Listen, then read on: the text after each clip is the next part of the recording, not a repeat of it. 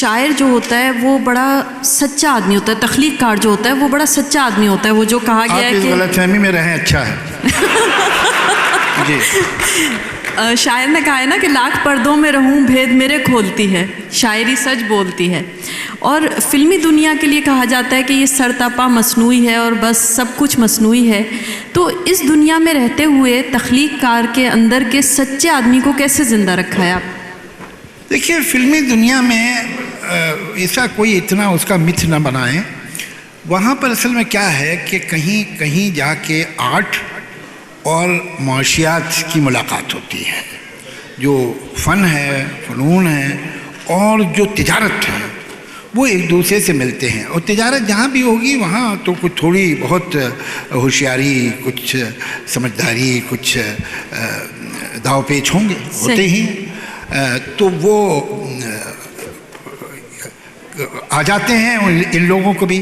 قصہ یہ ہے کہ ایسا سمجھا جاتا ہے کہ جو ادیب ہے، وہ شاعر ہے، وہ اگر زندگی میں مادی طور سے ٹھیک ہے یا اس دو وقت باقاعدہ ہمیشہ روٹی کھاتا ہے تو ضرور اس کے فن میں کوئی کمی ہوگی. یہ ہم نے یہ یقین کر لیا ہے کہ شاعر و ادیب ہونے کا مطلب یہ ہے کہ ہمیں سماجی شعور، معاشی شعور، اقتصادی شعور نہیں ہونا چاہیے. یہ بالکل غلط بات ہے. جس طرح سے ایک شاعر کو یہ حق نہیں پہنچتا کہ وہ غیر ذمہ دار یا شاعرہ کو پیرنٹ ہو، اس کو یہ حق نہیں پہنچتا کہ وہ ایک غیر ذمہ دار اسپاؤس ہو، غیر ذمہ دار پڑوسی ہو، غیر ذمہ دار شہری ہو. اسی طرح سے اس کو یہ حق بھی نہیں ہونا چاہیے کہ وہ اپنے تئیں غیر ذمہ دار ہو. اور یہ غیر ذمہ داری جو ہم سے ایکسپیکٹ کی جاتی ہے شاعروں ادیبوں سے، وہ بڑی دلچسپ ہے کہ آپ میں عقل نہیں ہونی چاہیے کہ پیسہ کیسے کمائیں، ہم میں ہونی چاہیے. یہ فراڈ ہے، یہ غلط بات. میں سمجھتا ہوں شاعروں ادیبوں کو اپنی قیمت سمجھنی چاہیے.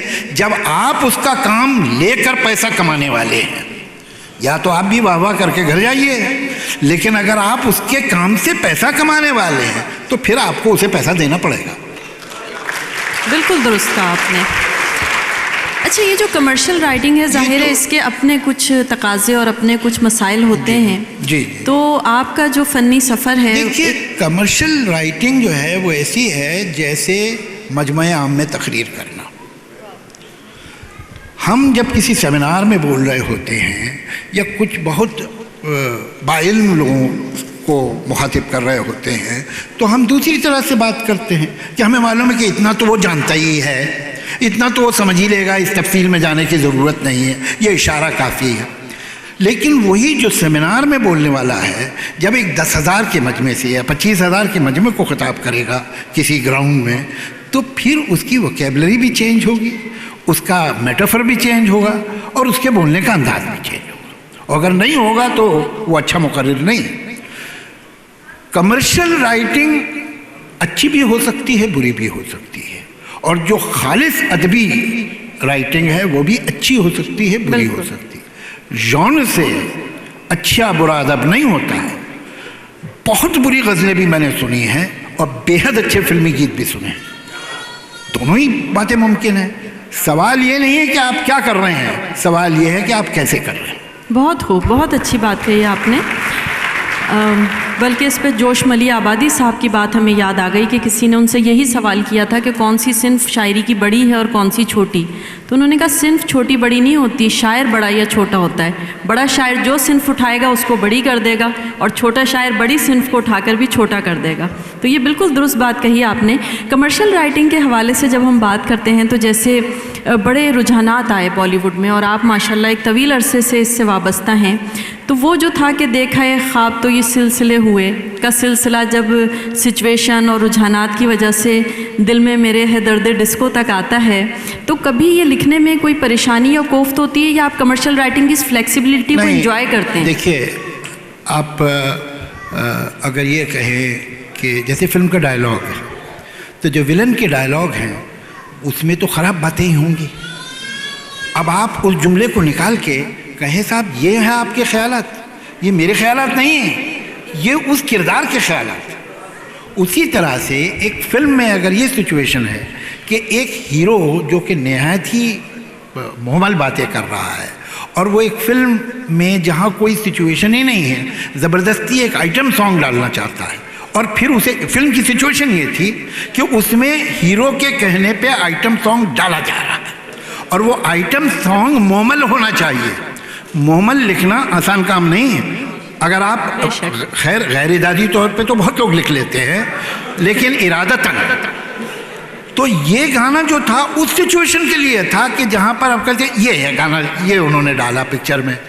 अब आप उसे बाहर निकाल के अलग से सुने तो आप उसे नहीं समझेंगी। कल को आप मुझे गब्बर सिंह के डायलॉग पे इल्ज़ाम लगाएं, आपको शर्म आनी चाहिए कि आप हेमा मालिनी के बारे में ऐसी बातें आपने लिखी। तो भाई मैंने थोड़ी लिखी, वो तो गब्बर सिंह कह रहा है। बहुत बहुत अच्छी बात कही आपने। अच्छा, डायलॉग के हवाले से हम एक सवाल करना चाह रहे थे, लेकिन उससे पहले एक सवाल करते हैं ताकि उसका बन सके मकाम, कि हम बहुत इंटरटेनमेंट की दुनिया पर तनकीद करते हैं, अभी भी बात जैसे हो रही है, लेकिन ये बताइएगा कि उर्दू ज़बान और उर्दू शायरी को ज़िंदा रखने में ये इंटरटेनमेंट की दुनिया कितनी मावन साबित हुई है? मैं समझता हूँ कि हिंदुस्तान में जहाँ इतनी ज़बानें हैं, अगर एक कॉमन लैंग्वेज डेवलप हुई है तो वो हमारी बम्बई की फ़िल्मों की वजह से। और बम्बई की फ़िल्में अगर आप उनकी तारीख़ देखेंगे तो शुरू से ही उसके ज़्यादातर डायलॉग राइटर और ज़्यादातर सॉन्ग राइटर उर्दू से ही आए। और ऐसा नहीं है कि कोई खालिस उर्दू में फ़िल्में बनती हैं जिन्हें हिंदी फिल्म कहा जाता है, ना वो खालिस हिंदी में बनती हैं। वो एक मिली जुली ज़बान जो कि आम आदमी सड़क पे बोलता है, घर में बोलता है, आंगन में बोलता है, कॉलेज में बोलता है, जो कि एक मिली जुली सी ज़बान होती है, जिसे हम हिंदुस्तानी कहा करते थे। वो लफ्ज़ कहाँ चला गया पता नहीं ज़बान के लिए, वो ज़बान होती है। तो मैं समझता हूँ कि उर्दू का बहुत बड़ा कंट्रीब्यूशन है हिंदुस्तान में हिंदुस्तानी ज़बान से लोगों को आशना करने। बहुत खूब। ये जो हिंदुस्तानी ज़बान है, उर्दू ज़बान है, इसका मुस्तक़बिल क्या देखते हैं आप? क्योंकि आज तो लॉस एंजलिस से टोक्यो तक उर्दू की नई बस्तियां हैं, लेकिन वहाँ देखने में ये आ रहा है कि जो लोग मुख्तलिफ़ ममालिक से नकल मकानी करके वहाँ गए वो तो उर्दू से अपना एक राब्ता रखे हुए हैं, लेकिन नई नस्ल उर्दू से उस तरह अपना रिश्ता नहीं बना सकी। लेकिन आप लोगों की फ़िल्में, आप लोगों की शायरी वहाँ तक पहुँच रही है, तो ये मुहावरा, ये लफ्ज़ियात वहाँ जा रही हैं। क्या ये नस्ल इस मुहावरे, इस लफ्ज़ियात को समझ सकेगी? अभी देखिए एक प्रेस कॉन्फ्रेंस थी, उसमें अमजद साहब भी थे, मैं भी था, अभी थोड़ी देर पहले हुई, और इसी मसले पे बहुत देर बात हुई। है क्या कि ज़बानें जो हैं वो अपनी मुआशी अफादियत पे जीती हैं। अब क्या हो गया है कि कुछ उर्दू के बारे में उर्दू रोमांटिसाइज कर दी गई है। साहब बड़ी नफासत है ज़बान में, और शायरी इसकी, अरे भाई शायरी बहुत अच्छी है, वो तो सही बात है, मगर ये ज़बान दूसरी जगहों पे भी तो काम आनी चाहिए ना। ज़िंदगी के रोज़मर्रा में, आपकी तिजारत में, आपके पेशे में, आपके काम में क्या वजह है कि आदमी उर्दू में MBBS नहीं कर सकता? क्या वजह है कि आदमी उर्दू में बिज़नेस एडमिनिस्ट्रेशन नहीं पढ़ सकता है? क्या वजह है कि आदमी उर्दू पढ़ के न्यूक्लियर साइंटिस्ट नहीं बन सकता? बहुत खूब। आपको ये सोचना होगा, ये कब तक फिल्मों से और शायरों से आप ये डिमांड करते रहेंगे कि उर्दू को ज़िंदा रखो? थोड़ा काम इसमें आप लोग को भी करना पड़ेगा। तो आप जो साइंटिस्ट हैं उसे उर्दू में लिखिए, तर्जुमा कीजिए जो बेहतरीन किताबें हैं साइंस की। आप जो आर्किटेक्ट्स हैं, आप जो इंजीनियर्स हैं, आप जो डॉक्टर्स हैं, वो ये इल्म उर्दू में लाइए। ये मुमकिन हो इंसान के लिए कि उर्दू में वो कर सकता हो फिज़िक्स में PhD, ये मुमकिन होना चाहिए उसके लिए। या वो ब्रेन सर्जन बन सकता हो, तो न्यूरो सर्जन बन सकता हो। तो अगर ये मुमकिन आप कर देंगे तो ज़्यादा लोग उर्दू पढ़ेंगे। बिल्कुल दुरुस्त कह रहे हैं आप। और ये हमारा बहाना है सिर्फ कि जी तर्जुमा उर्दू में नहीं हो सकता। फोर्ट विलियम कॉलेज जब قیام ہوا ہے اس کا، اور وہاں پہ کتنی تیزی سے ترجمے ہوئے ہیں انگریزی سے اردو میں، تو اس وقت ہر چیز کا ترجمہ ہو سکتا تھا، تو آج کیوں نہیں ہو سکتا ہے؟ ابھی ہم جو بات کر رہے ہیں اردو زبان کی، تو آپ ڈائلاگ اردو میں لکھتے ہیں، یہ بتائیے گا کہ اردو کے زندہ رہنے میں رسم الخط کا کتنا دخل ہے؟ کیونکہ پہلے دیوناگری اور اب سوشل میڈیا آنے کے بعد جو رومن اردو لکھی جا رہی ہے، تو بعض لوگ کہتے ہیں کہ اس کی وجہ سے اردو کا وجود خطرے میں آ رہا ہے۔ اس کا میں جواب ہاں اور نہیں دونوں میں دوں گا۔ اس کی وجہ یہ ہے کہ جس اردو کو ہم جانتے ہیں، جس اردو سے ہمارا رشتہ ہے، جس سے ہم محبت کرتے ہیں، وہ تو یہ ہے جو ہم لکھتے ہیں، پڑھتے ہیں۔ کل کو اردو کی کیا شکل ہو جائے گی اور وہ کس طرح جیے گی، اردو مر تو نہیں سکتی، وہ تو ممکن ہی نہیں ہے۔ اس لیے کہ اردو مرتی تو وہ زبان ہے جو بادشاہوں کی ہوتی ہیں، کہ بادشاہ چلا گیا تو زبان بھی چلی گئی۔ جو عوام کی زبان ہے وہ کیسے مرے گی؟ عوام تو رہیں گے۔ اور ہندوستان اور پاکستان میں یہ زبان عوام کی زبان ہے، تو آج بھی اس کی مقبولیت ہے، اور آج بھی اس میں ایک من موہنے والی بات ہے، وہ جاتی نہیں ہے۔ اور جب بھی کسی کو میس کمیونیکیشن کرنا پڑتا ہے اور کرنے کی خواہش ہوتی ہے، تو اس کے پاس کوئی اور راستہ ہی نہیں ہوتا، اردو استعمال ہی کرنی پڑتی ہے اس کو۔ آپ کو میں ایک بڑی حیرت انگیز بات بتاؤں، پچھلے 63 سال میں ہندوستان کی پارلیمنٹ میں جو شاعری سنائی گئی ہے، شعر پڑھے گئے ہیں، وہ 90% سے زیادہ اردو پوئٹری ہے۔ تو اب آپ کو جب بات کیا کرنی ہے اور اثر بھی چاہیے اس میں، تو پھر اردو استعمال کرنی پڑتی ہے۔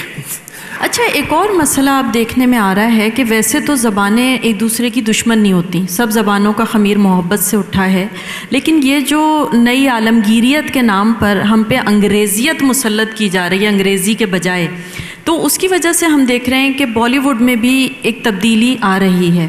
وہ جو شرابی آنکھیں تھیں اس کی جگہ اب الکوہولک آنکھیں آ گئی ہیں۔ تو یہ زبان جو ہوتی ہے اس کی اپنی ثقافت، تہذیب اور جمالیات ہوتی ہے، تو یہ جو ایک نیا رجحان آ رہا ہے، اس سے جو تبدیلی آئے گی اس جمالیات میں، کیا یہ ہم قبول کر پائیں گے، اور کیا اردو زبان کے لیے یہ نیک شگن ہے؟ بہرحال پہلے تو محترمہ میں آپ کو بتا دوں کہ وہ شرابی آنکھیں ہوں یا الکوہولک، دونوں حرام ہیں۔ تو زبان سے اسے آپ حلال نہیں کر پائیں گی۔ خیر، یہ تو ایک الگ بات ہوئی۔ لیکن انگریزیت آپ پہ مسلط نہیں کی جا رہی ہے، آپ کو انگریزیت کی ضرورت پڑ رہی ہے۔ کون کس پہ کیا مسلط کر سکتا ہے؟ دیکھیے، دنیا میں دو باتیں ہیں جس کو آپ روک نہیں سکتے۔ جہاں فائدہ دکھائی دیتا ہے انسان ادھر جانے لگتا ہے۔ وہ کس کس کو سمجھائیں گے آپ فائدے کی پرواہ مت کرو؟ کیونکہ آج ماں باپ کو دکھائی دیتا ہے کہ بچے کا مستقبل محفوظ ہے اگر اسے انگریزی آتی ہے، اور صحیح بات بھی ہے، یہ غلط بات نہیں ہے، انگریزی اس کا جاننا ضروری ہے، تو وہ بچے کو انگریزی پڑھاتے ہیں۔ اچھا، دوم ایک اور حقیقت ہے، کامیاب کی ہر بات اچھی لگتی ہے، لگتا ہے کہ بھائی اس میں کیا بات ہے، وہ جو بھی کہے جو بھی کرے۔ ایک زمانہ تھا کہ پورا سینٹرل ایشیا اور ہندوستان میں بھی، یعنی کہاں تک ساؤتھ انڈیا میں، یہ ویسٹ انڈیا میں جو مہاراشٹر جو آج کہتے ہیں مراٹھواڑہ جو تھا، وہاں تک جو سرکاری کام ہوتے تھے پرشین میں ہوتے تھے، فارسی میں ہوتے تھے۔ پیشواؤں کی، جو مراٹھی پیشوا تھے، ان کی بھی جو سرکاری آفیشیل کورٹ لینگویج تھی پرشین تھی۔ پرشیا اپنے پیک پہ تھا اس وقت، پورے سینٹرل ایشیا، ازبکستان ہو، قزاقستان ہو، کرغزستان ہو، یہاں سب فارسی بولنا عزت کی بات مانی جاتی تھی اور فارسی بولتے تھے لوگ۔ تو آج کیونکہ جو ملک کامیاب ہیں اقتصادی طور سے، جن کے پاس پاور ہے، جن کے پاس دولت ہے، وہ انگریزی بولنے والے ملک ہیں، امریکہ اور انگلینڈ، امریکہ ایکچولی تو یو ایس اے۔ تو وہ اس کی چاہے زبان ہو، اس کی چاہے پیپسی کولا اور کوکا کولا ہو، چاہے اس کی جینز اور ٹی شرٹس ہوں، چاہے اس کی سلینگ ہو، چاہے اس کی میوزک ہو، چاہے اس کی فلمیں ہوں، وہ آپ سب لگتا ہے بھائی کمال ہے۔ تو کامیاب آپ ایسا کیجئے، آپ کامیاب ہو جائیے، آپ کو کس نے روکا ہے؟ دیکھیے سارا دنیا اردو بولنے لگے گی اور سب शेरवानियाँ पहन के घूमेंगे, मगर आप कामयाब हो के ये जादू दिखाइए। किस्सा ही है, आप पे मुसल्लत नहीं किया जा रहा है, आपको उसकी ज़रूरत पड़ती है अंग्रेज़ी की, इसलिए आप सीख रहे हैं। एक, और दूसरे है कि आप दूसरे की कामयाबी का एहतराम कर रहे हैं और एडमायर कर रहे हैं उसे, और उस जैसे बनने की कोशिश कर रहे हैं। इसमें तमाम गलतियां भी हो रही हैं, कोई शक नहीं, लेकिन यूँ हो रहा है